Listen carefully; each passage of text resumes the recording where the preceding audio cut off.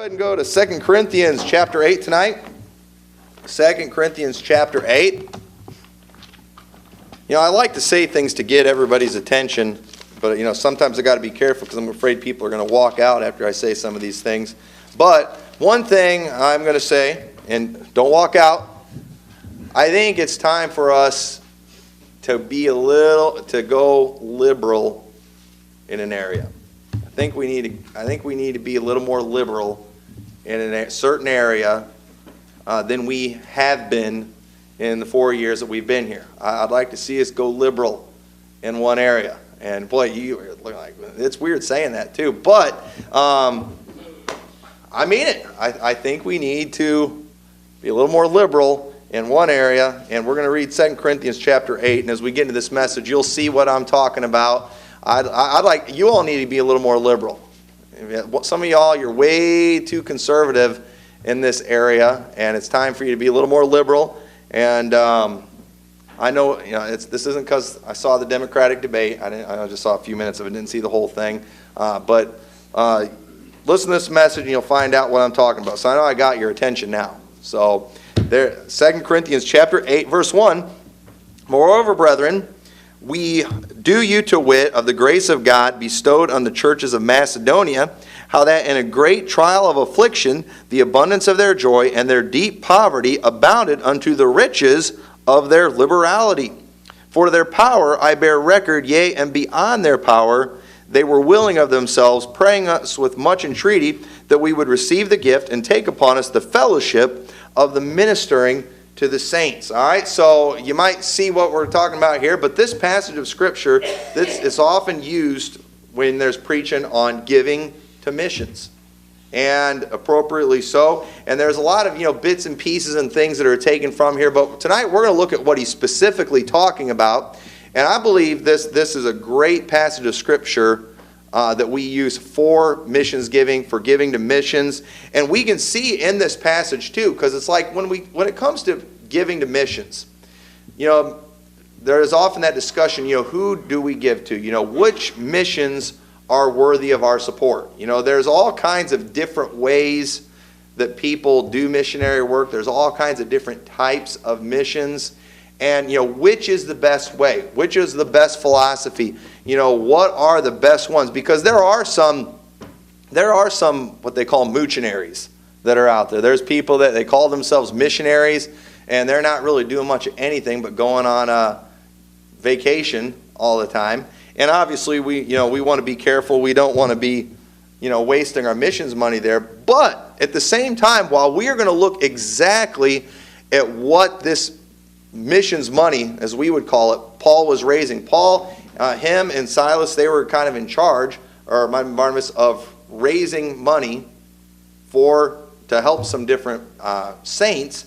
And we're going to see exactly what that money was for. But at the same time, while it's going to be very clear exactly what they were raising money for, it is also clear in the Scriptures that when it comes to giving, it's okay to be liberal. And that's why I said we need to be more liberal. When it comes to our giving, it's okay to be liberal. Notice he mentions the riches of their liberality. And then just a few other verses on this same subject. Let's go to Proverbs chapter 11. Proverbs chapter 11. Because here's the thing. When it comes to missions giving, while we do see exactly what they were given to in this passage, in this passage and some other passages we're going to look at, when it comes to giving, there are really no fixed set of rules in the Bible as far as who we should give to, why we should give. We do see we're allowed to be liberal in this area. I think this is one area where it's okay to be liberal. But look at Proverbs chapter 11, verse 25. And it says, "The liberal soul shall be made fat, and he that watereth shall water also himself." The liberal soul shall be made fat. What's that talking about? What is that talking about? Someone who just gives liberally. They're not real picky about it. They're just people that, hey, man, they want to be a blessing.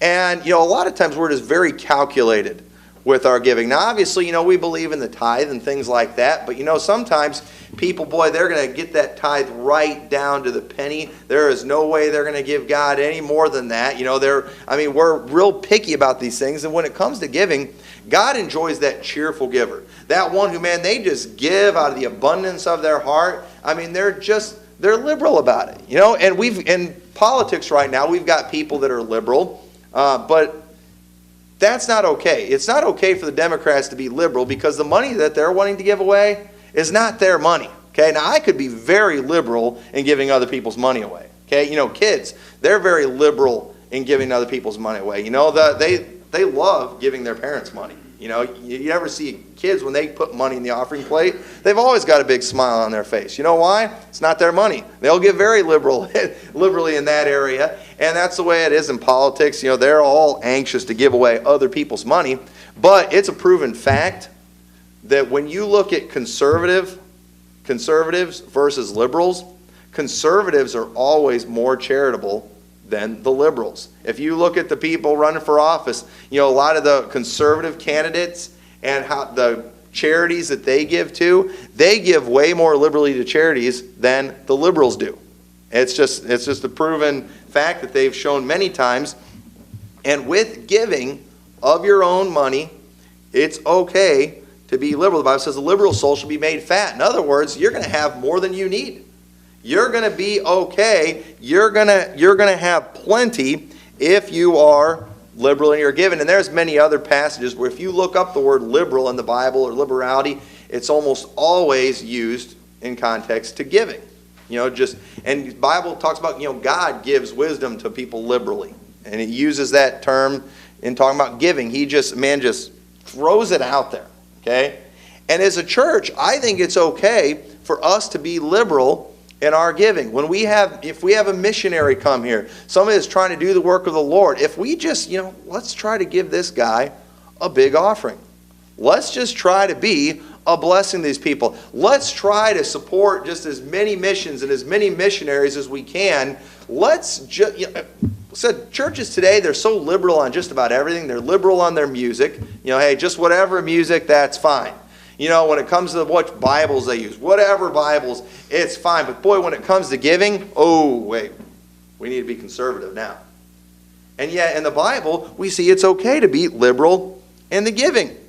And the liberal soul should be made fat. And a lot of times people are like, why am I so, why don't I seem to have enough? Why don't I have all these extra things that the Bible talks about? But a lot of times we think we don't have the money to give. We're not capable of doing that. But the truth is, how much we literally eat?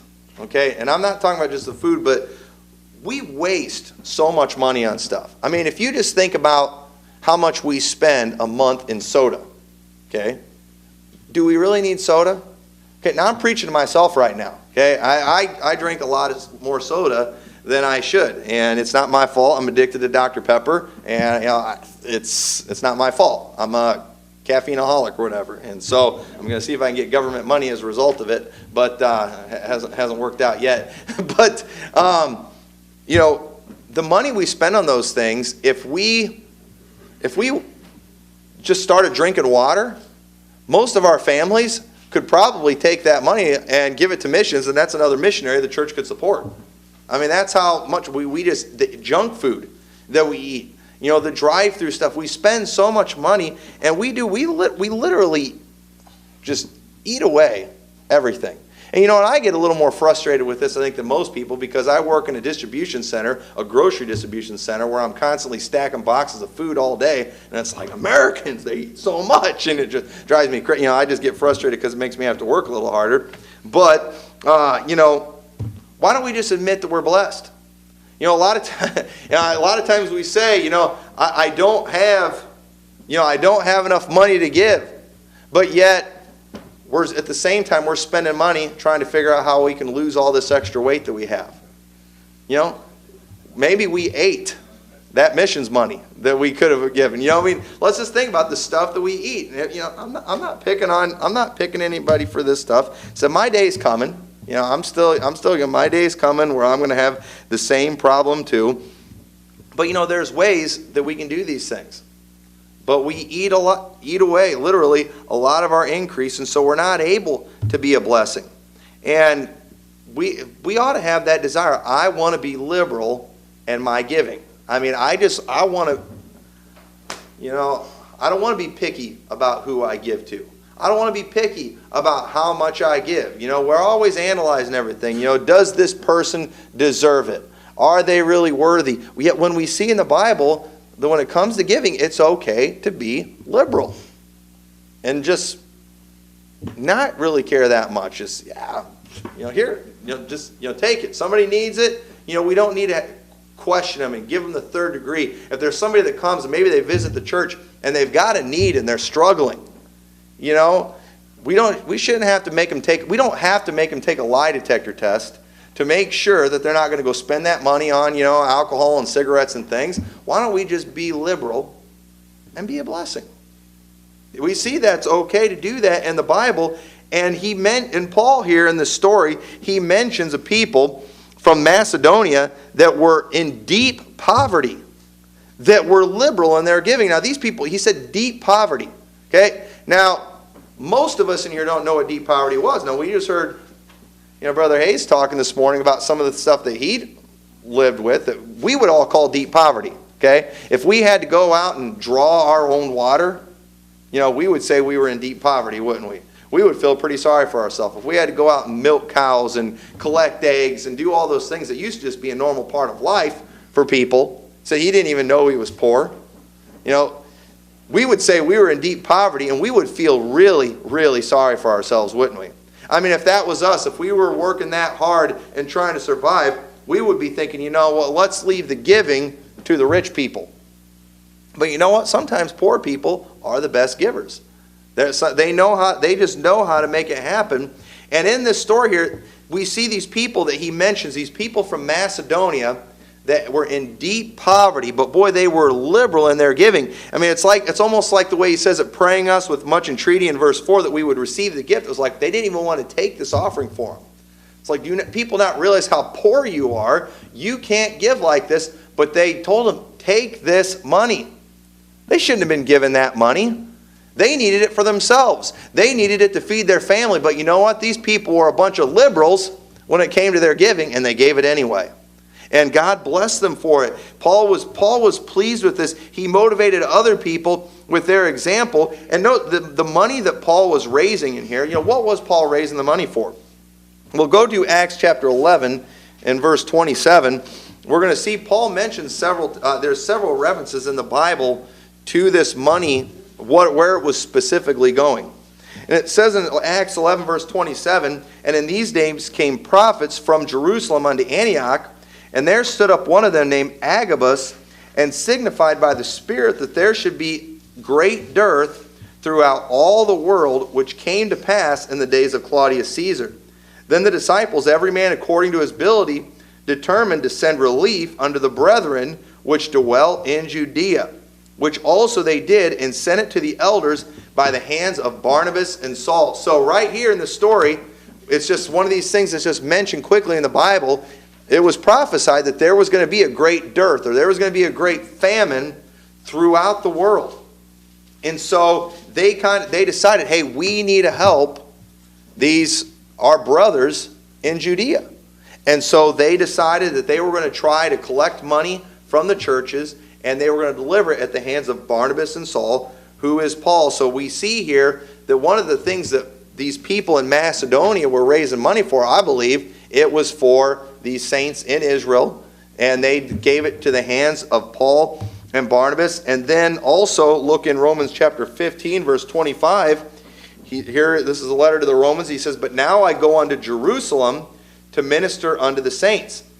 For it hath pleased them of Macedonia and Achaia to make certain contribution for the poor saints which are at Jerusalem. So right there, we see he's mentioning those people in Macedonia again. Verse 27, it hath pleased them verily, and their debtors they are. For if the Gentiles have been made partakers of their spiritual things, their duty is also to minister unto them in carnal things. So it is very clear from the Scriptures that the money that Paul was collecting from these other churches, it was for the saints in Jerusalem and Judea.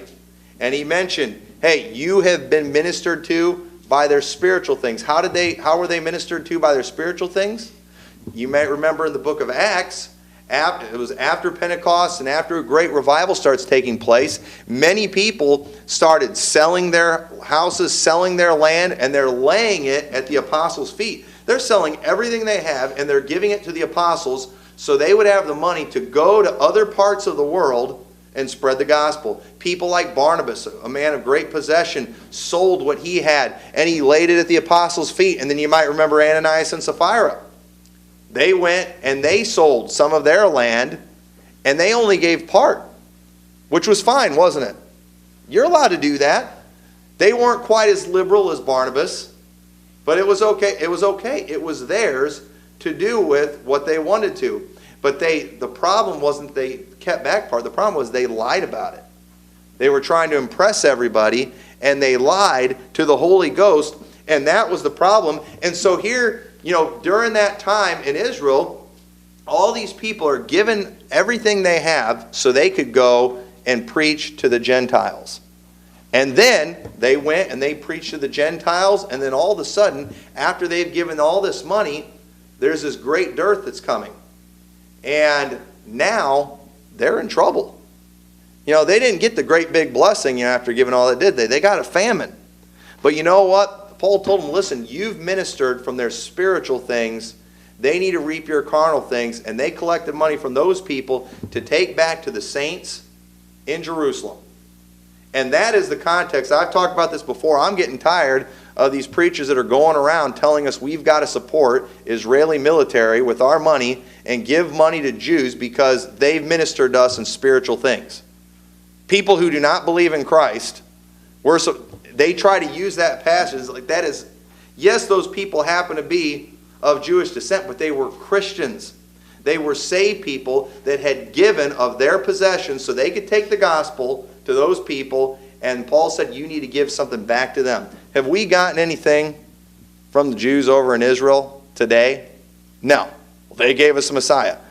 No, they didn't. He came 2,000 years ago. They weren't even alive when he was around, and I'm getting tired of that teaching. It's getting really big going around, but this is what Romans is talking about. He was talking about those people in Macedonia, these in their deep poverty. They gave to Paul and Silas. They were the ones that were kind of in charge, and he was going to take that money back, and he was going to minister, and he was going to help the poor saints in Jerusalem. And that is exactly what they were raising the money for in this time, to help poor saints. It wasn't even really to get the gospel out. But at the same time, while we see that that's why they were given money, we don't have to only give to poor saints in other countries.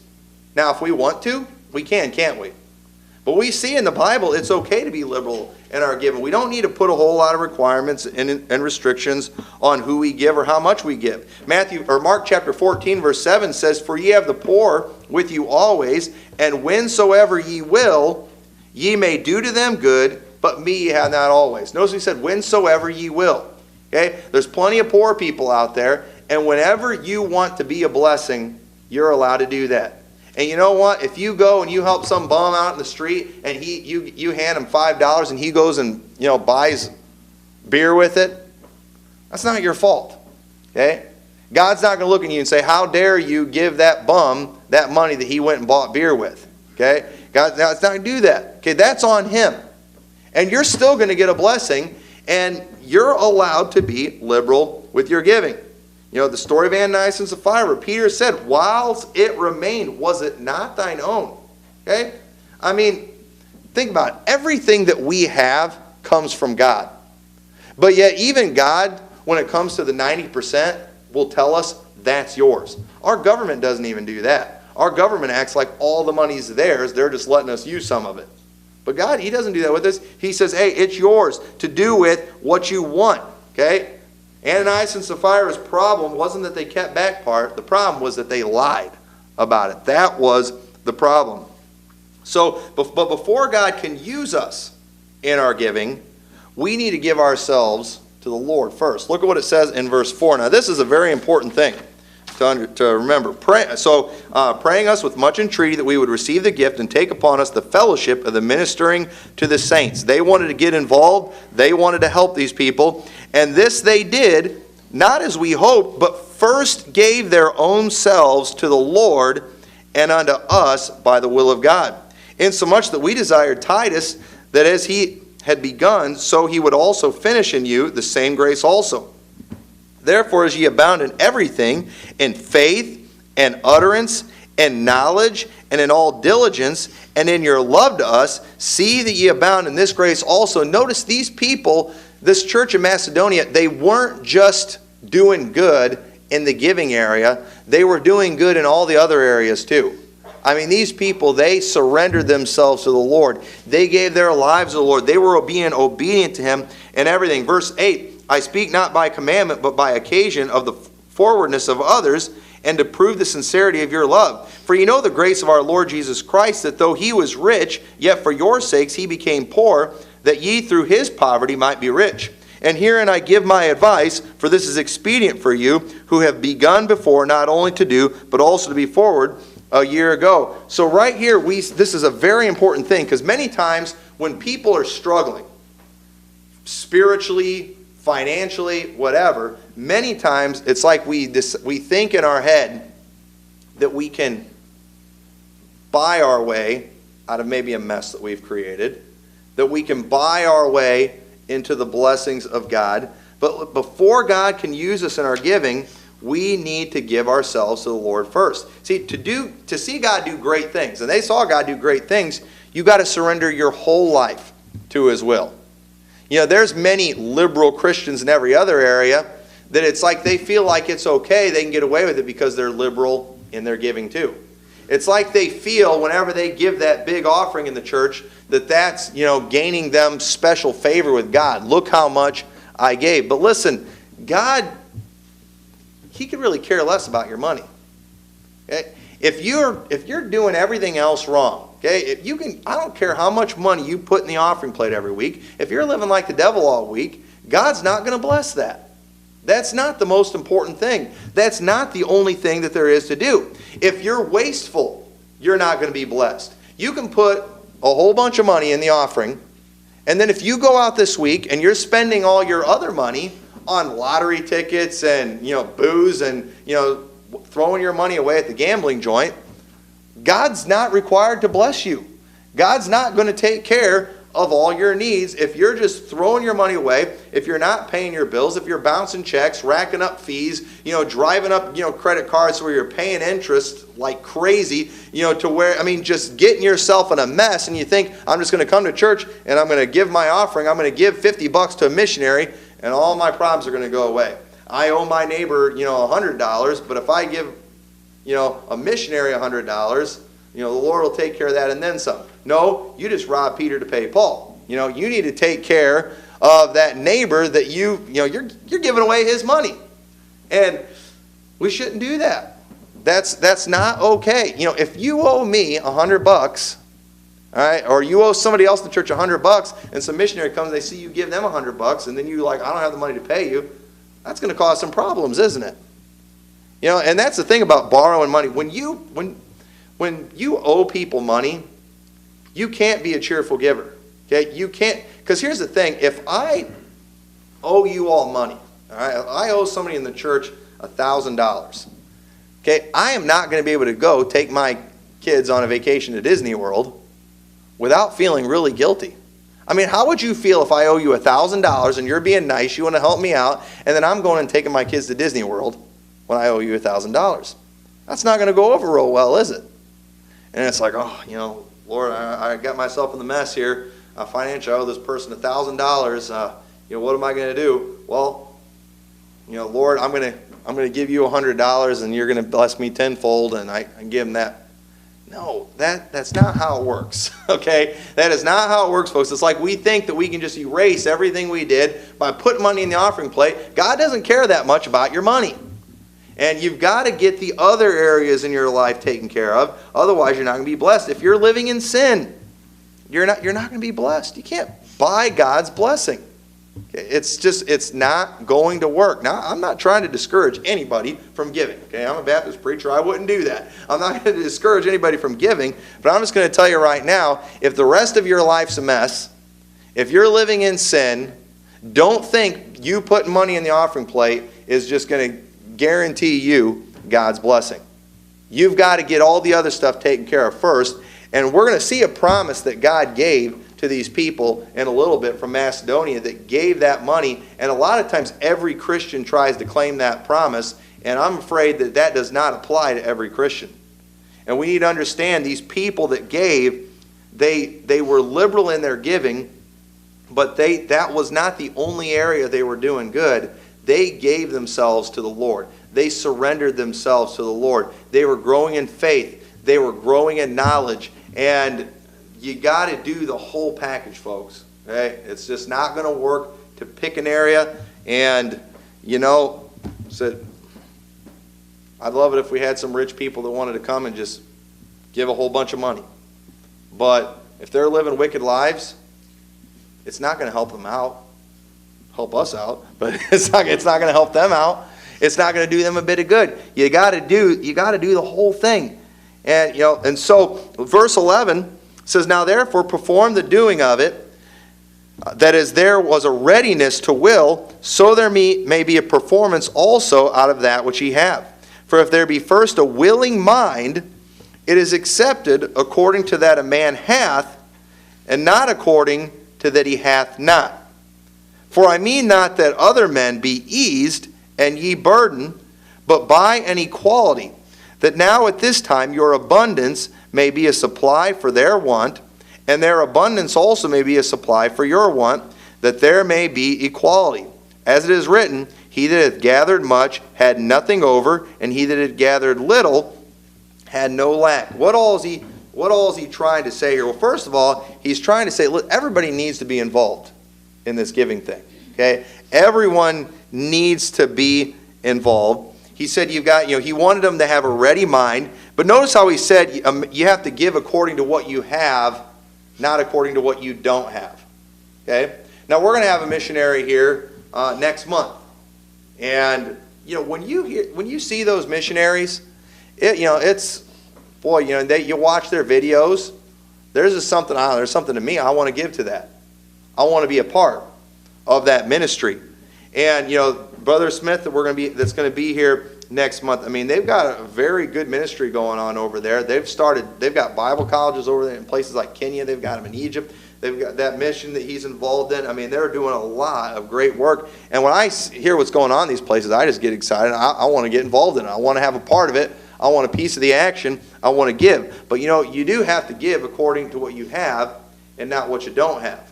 Now, don't get all relieved here, folks, okay? Because here's what happens. A lot of times we say, well, I don't have anything, therefore I don't have to give, okay?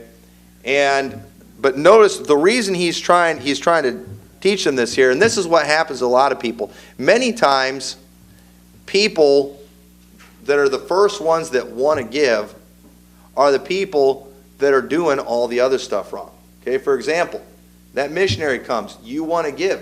But if you owe your neighbor a whole bunch of money, you don't have it to give. You might have that cash in your wallet. You might have a little bit of that money in the bank account. But if you're owing it to all these other people, understand the borrower is servant to the lender. Okay? You are their servant. It's theirs. You're not going to be able to give in a cheerful way. You're not going to be able to give like you should. You're not going to be able to give a blessing. That money is not yours. Now, and you all know what I'm talking about. Just because you have some money in your pocket, it doesn't mean you've got money, does it? Because we all know the bills that are coming. We've already racked up all these charges for things that haven't even come yet. And here's the thing. If you really want to give, okay, it's something you're going to have to plan on. And I think that's what he's trying to tell them here. You're gonna, you've got to plan on this. It's got to be something that you prepare for, something that you think about. And unfortunately, most people we're very reckless with our finances. We don't plan anything. And here's the thing: we are Americans. If we want to give towards something, we will. Okay? I don't care how poor people are. They still find ways to get big screen TVs, don't they? They still find ways to pay that cable bill, don't they? They still find ways to buy their drugs. They still find ways to buy their cigarettes and their pornography and all that junk that's out. They still find ways to buy all that stuff, don't they? How do they do that? We figure out ways, don't we? And if we really want to give, we will figure out a way to do it. And that's one of the things that stops me from going into debt like I could. I've got good enough credit right now. This next spring, I could go to the Bass Pro Shop and I could leave that place with a boat. I've got good enough credit. I could qualify. But you know what? I'm not going to be a cheerful giver for a long time because it's going to be very difficult for me to tithe. It's going to be very difficult for me to give to missions. I have to plan on these things. I have to think about all this stuff ahead of time. When I bought the house that we had, I got a 30-year mortgage. I'm going to have to be paying this monthly payment for the next 30 years. And I did, but I had it all in mind that I'm planning on giving this much. You've got to always think about that stuff. And unfortunately, when it comes to giving, it's the last thing people think about. We think about it after we've got ourselves in debt above our eyeballs and we've owe all these people money. And as burdened as you get for it, you've got to have it to be able to give it. And I'm not saying that is an excuse. If you don't have it, listen, if you wanted to have it to give, you could do it. We always find ways to do it. We do it when we really want to.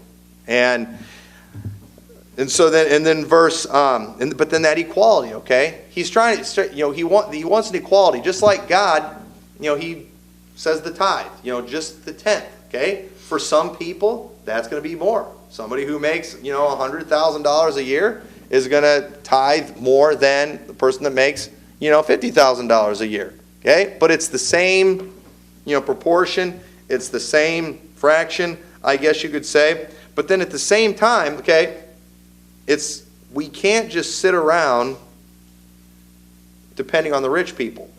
See, that's what we do. We depend on the rich for everything. Every time you talk to people these days, too, especially liberals politically, what are we going to do about all the financial troubles in America? Well, we need to get more money from the rich. We always do that for everything. And you know what? People in church are like that too. If we want to raise money for a mission or if we want to raise money, to pay off the building or something, what do we all do? We all think, well, I hope the rich people will come through. I hope so-and-so, they're the ones with all the money. I hope they come through. When all of us should just be trying to do our part. Whether it be, whether we all add 2%, of what, to, whatever. We all ought to be doing the same thing. And where was it? So verse 15, as it is written, he that had gathered much had nothing over. He that had gathered little had no lack. Just kind of, as I said this, with the same, we're all measuring, with what measure ye meet, it'll be measured to you again. That ought to be the mindset that we have. We're all, kind of do that same percentage and don't just depend on the rich. You might think, well, I can't do anything because my tithe is too small. Okay, I can't make a difference. Doesn't matter. Okay, if you just do your part, and yeah, it might be a lot smaller than the next person, but it works when everybody does their part. And we can't just depend on the rich to do everything. But verse 16, notice this too, because he's talking to the Corinthians here, and I believe the Corinthians are actually kind of the rich ones here. In verse 16 it says, but thanks be to God, which put the same earnest care in the heart of Titus for you. For indeed he accepted the exhortation, but being more forward of his own accord, he went unto you, and we have sent with him the brother whose praise is in the gospel throughout all the churches. And not that only, but who was also chosen of the churches to travel with us with the grace which is administered by us to the glory of the same Lord and declaration of your ready mind. Avoiding this, that no man should blame us in this abundance which is administered by us, providing for honest things, not only in the sight of the Lord, but also in the sight of men. But we have sent with them our brother, whom we have oftentimes proved diligent in many things, but now much more diligent upon the great confidence which I have in you. Whether any do inquire of Titus, he is my partner and fellow helper, concerning you or our brethren be inquired of, They are the messengers of the churches in the glory of Christ. Wherefore show ye to them, and before the churches, the proof of your love and of our boasting on your behalf. See, I believe Paul, he was expecting something. He'd kind of boasted on their behalf. He's like, hey, in Macedonia, the way those people gave, okay, man, these people, they were poor, and look what they did. And now I want you to go to the Corinthians. We need a help. Our brethren in Jerusalem, go to the Corinthians. They are really going to be a blessing. And I believe Paul did expect more from them. I think it's implied in a lot of these passages here that they were doing fine. They were doing pretty good. And I know we all think we're poor because we all watch commercials all the time and we see all the stuff that we don't have. We see all the billboards and we're bombarded with advertisements all the time, and we all have neighbors that have more than we do, and so we all think we're poor, don't we? Okay? But we're not poor. We all had cars to get here tonight. We all ate something today. We all have clothing that we're wearing. We're not poor. Okay? I know we think we are, but we're not. And I believe that God expects more from us than he does from a poor nation. And I believe Paul expected more from the Corinthians than he did from the people of Macedonia. Because see, it's about the same measure. Everybody should do the same percentage. If you make $100 a week, you ought to give your 10. And if you make 1,000, you ought to give your 100. God expects the same thing. However, if you make the 1,000, it is easier for you to give the 100 than it is for the person who makes 100 to give the 10, isn't it? Because while it's the same measure, that person who makes 1,000 a week eats as much as the person who makes 100, right? I mean, it costs just as they pay the same thing in gas. They pay the same thing for, electricity and all those other things, don't they? So really, even though we are the richer people around here, and I know you're all looking at me like we're not rich. Yeah, we are. Okay, in America, we're a lot richer than they were in Macedonia back then. We're not in deep poverty. I believe while God has given kind of a percentage that everyone ought to do, we do have an ability to do more. We have the ability to be more liberal than the people of Macedonia were, don't we? Because we're doing fine in this country. And yeah, if you're making $1 million a year and your tithe is $100,000. But boy, if you're making $1 million a year, you can do a lot better than that, couldn't you? And you're not going to die. You're not going to starve, okay? But yet, for some reason, God does that. He just put, the percentage there that we all should do. And churches like churches in America, we ought to be able to do a lot more when it comes to giving than people in other countries, because we are very blessed in this nation. We have a great abundance, and I believe Paul expected more from the Corinthians than he did from the other churches. And so just remember that. That's why we don't need to just say, well, I'm going to do my percentage and boom, that's it. No, let's be liberal. We have the ability to be more liberal than people in other nations. And so go to Philippians chapter 4. Go to Philippians chapter 4. We're going to read another reference to, the Paul collecting this money for those saints in Jerusalem. Philippians chapter 4 and verse 15, look what it says. It says, "Now ye Philippians know also that in the beginning of the gospel, when I departed from Macedonia, no church communicated with me." And that communicating, that's talking about giving. It's not talking about just talking. "No church communicated with me as concerning giving and receiving, but ye only. For even in Thessalonica ye sent once and again unto my necessity. Not because I desire a gift, but I desire fruit that may abound to your account." And I just want to stop right there and say, listen, I don't want our church to be liberal in giving just so we can be a blessing to other missionaries and help see more people saved around the world. This will be good for all of you. And all of you will be better off if you give to missions. If you're liberal and you're giving, it will turn out good for all of you. I really believe that. And he said, not that I desire a gift, but I want fruit to abound to your account. But I have all and abound. I am full, having received of Epaphroditus the things which were sent from you, an odor of a sweet smell, a sacrifice acceptable, well-pleasing to God. Notice it's a sacrifice. We don't like to sacrifice anything. You know what? Maybe if we're going to be able to give, we might have to sacrifice our cable. You know, if we're going to be able to give, we might have to sacrifice some of the junk and just some of the things that we like to spoil and pamper ourselves with. We might have to sacrifice something. But if you do, understand, if you do sacrifice something, but my God shall supply all your need according to his riches and glory in Christ Jesus. And notice, we all like to just take that one verse and apply it. Hey, I'm a Christian. God's going to supply my needs. Well, that's not what it says. You're going to get supplied just because you... Well, I give my tithes, so God's going to supply all my needs. Well, no, that wasn't what it was talking about there either. This was talking about people who were giving to help people in another country. This is people that were giving to missions. These are people that were giving liberally to missions. And then Paul said, my God shall supply all your need. And I think a lot of times we claim that verse way too soon. We think just because we're saved, God's going to supply all our needs. That's not what it says. Just because I tithe, God's going to supply all my needs. No, this was said to people who were liberally giving to missions. So, we are very blessed as believers in the United States. And while God expects people in poor countries to contribute to missions giving, I believe he expects more from us. Luke chapter 12, verse 48, but he that knew not and did commit things worthy of stripes shall be beaten with few stripes. For unto whosoever much is given, of him shall be much required. And if men have committed much, of him will they ask some more.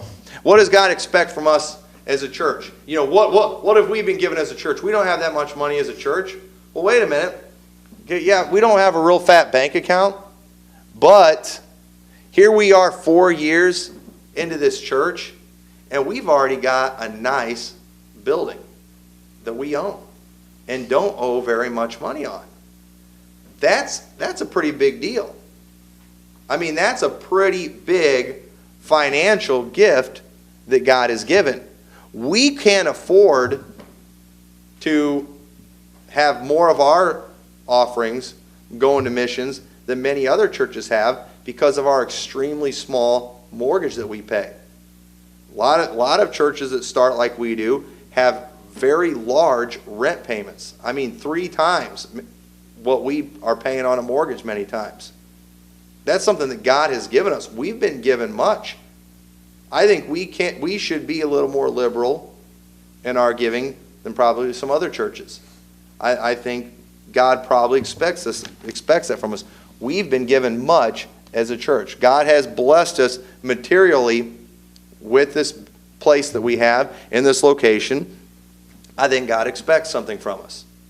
You know, all of us, we can look at what we have in our lives. And like I said, it's hard to be grateful. We're going into the Christmas season. Y'all are going to just be seeing advertisements. If you're watching TV and watching those commercials all the time, you're going to think you're dirt poor. You're going to think you don't have anything. Because when you hear all those commercials, you know, go get this item that you deserve. That's right, I do deserve that, and I don't have it. No. That's you getting fooled by advertising, okay? Y'all just need to get in your head, you're filthy rich. Okay? You're filthy rich. I mean, 50 years ago, you know, he was talking about, you know, getting ice. It used to be a treat. I can go in my house and I can push a little thing and ice just comes out. We don't have to put it in a tray and wait for it to freeze. It's just right there. I don't have to draw water, and that same thing I push another button and water comes out, and I got a glass of cold water right there. Now, 50 years ago, only a rich person would have had something like that. So why was that rich as 50 years ago, and now you can be poor and have that? Think about that. You know, a big screen TV. I remember when only rich people had big screen TVs. Now everybody's got big screen TVs. So does that not mean you're rich anymore? Or maybe it just means we keep raising the standard of what is rich.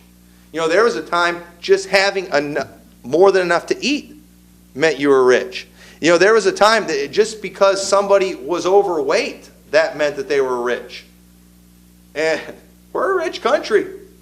We're filthy rich. We just need to get in our head. We're stinking rich, and we ought to be liberal in our giving. Stop listening to the commercials. Stop listening to America. Stop listening to these politicians talk about all those people that are in poverty that make this much money. That's not poverty.